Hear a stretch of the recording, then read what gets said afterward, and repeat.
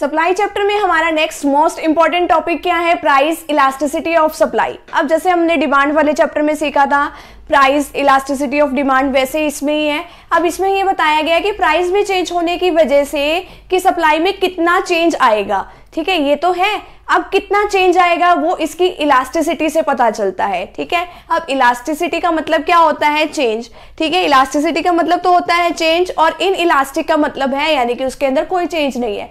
तो अब यानी कि प्राइस में कितने परसेंट चेंज आने की वजह से जो हमारी सप्लाई है उसमें कितने परसेंट चेंज आएगा, तो इसमें बताया जाता है। इसका मेजरमेंट किस तरीके से लिया जाता है?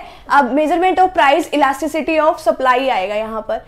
ठीक है, अब इसका मेजरमेंट किस तरीके से लिया जाता है? ये इसका एक मेथड है, परसेंटेज मेथड। अब ये क्या है? इलास्टिसिटी ऑफ सप्लाई, इसका ये फॉर्मूला है percentage change in supply divided by percentage change in supply divided by percentage change in price. Price में चेंज होने से यानी कि प्राइस में एक सर्टेन परसेंट से चेंज होने पे सप्लाई में कितने परसेंट से चेंज आएगा वो बताया जाता है। ये इसका एक फॉर्मूला है। अब ये क्या है? डेल्टा। डेल्टा इसका मतलब क्या है? Change in quantity. क्वांटिटी किसकी? सप्लाई की। ठीक है, divided by Q multiply by 100। ये इसको लिख सकते हैं परसेंटेज चेंज इन सप्लाई के नाम का ये हमने लिखा है। ठीक है, आगे क्या? Percentage change in price. Percentage change in price का मतलब क्या है? डेल्टा पी यानी कि change in price divided by P multiply by 100। ठीक है, तो ये परसेंटेज के नाम का हमने 100 लगाया है, और चेंज इन सप्लाई को हम इस तरीके से लिखते हैं। अब ये क्यू का क्या मतलब है कि यानी कि कितनी सप्लाई हो रही है। अब ये डेल्टा ये क्यू किस तरीके से निकालते हैं हम? ये क्या करते हैं? Q1 minus Q.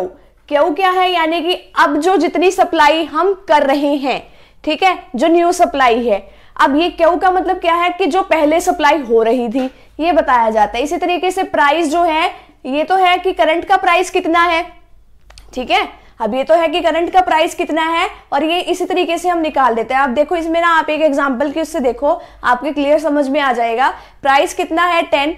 प्राइस 10 के ऊपर जो सप्लाई हो रही थी वो 400 यूनिट्स की हो रही थी। नया प्राइस आया 5। ठीक है, नए प्राइस 5 के आने की वजह से जो अब सप्लाई हो रही है वो कितनी हो रही है? 200 यूनिट्स। ठीक है, ये इसका फॉर्मूला, इसी से ये फॉर्मूला बना है। अब डेल्टा क्यू यानी कि change in quantity divided by change in price multiply by P by Q.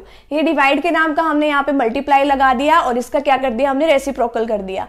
अब इसके निकालने के दो तरीके हैं। एक तो आप सिंपली निकाल सकते हो। अब ये जो न्यू प्राइस है, ठीक है, अब ये जो न्यू प्राइस है और न्यू क्वांटिटी है, इसी को आप लेके आप क्वेश्चन सॉल्व कर सकते हो। जो न्यू सप्लाई है उसको आपने लिख दिया, क्वांटिटी के नाम का लिख दिया 200 divided by change in price. Change in price का मतलब न्यू प्राइस बताना है, यहाँ पे 5 लिख दिया। आप मल्टीप्लाई का साइन लगा दोगे। अब ये पी का मतलब क्या है? जो पुराना प्राइस है यानी कि 10 डिवाइडेड बाय, अब ये क्या है? क्यू। क्यू का मतलब क्या है? यानी कि जो पुरानी सप्लाई थी वो कितनी है? 400। डायरेक्ट हमने इसको सम को कर दिया। अदरवाइज हम Q1 माइनस क्यू करके भी क्वेश्चन कर सकते हैं, लेकिन वो थोड़ा लेंथी पड़ेगा, तो इससे अच्छा आप इसी तरीके से कर लो। ये थोड़ा इजी है। इसको काटने के बाद हमारे पास क्या आएगा? 1 आ जाएगा। ठीक है, बस आप एक फॉर्मूला याद रख लो इसका। अब आगे क्या है? Factors affecting elasticity of supply. अब कौन कौन से फैक्टर जो है सप्लाई को अफेक्ट करते हैं, इलास्टिसिटी को उसकी। अब यानी कि कितना परसेंट हम चेंज वगैरह जो है इसमें कर सकते हैं। Nature of commodity. अब देखो ऐसी अगर कमोडिटी है, पेरिशेबल गुड्स है, यानी कि उसके अंदर फटाफट से चेंज यानी कि वो खराब होने के उसके ज्यादा चांसेस है। ठीक है, तो उसमें हम इलास्टिक होते हैं। इन इलास्टिक का मतलब यानी कि उसकी सप्लाई में हम क्या कितना चेंज करें, उसमें चेंज हो ही नहीं सकता। ठीक है, अब देखो पेरिशेबल जो गुड्स है वो फटाफट से खराब हो जाती है, तो इसलिए उसकी सप्लाई वगैरह में यानी कि उसमें कोई भी चेंज वगैरह नहीं हो पाता, नहीं पॉसिबल होता। ठीक है, अब ड्यूरेबल गुड्स जो है यानी कि जो काफी लंबे टाइम पीरियड तक जो चलती हैं, उसकी सप्लाई जो है इलास्टिक कर सकते हैं हम, यानी कि कम ज्यादा अपने अकॉर्डिंग कर सकते हैं।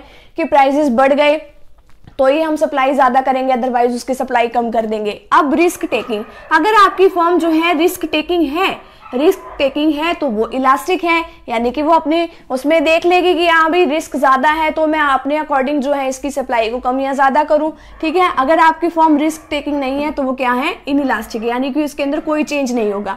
Technique of production. अब टेक्निक कौन सी अडॉप्ट की जा रही है प्रोडक्शन में?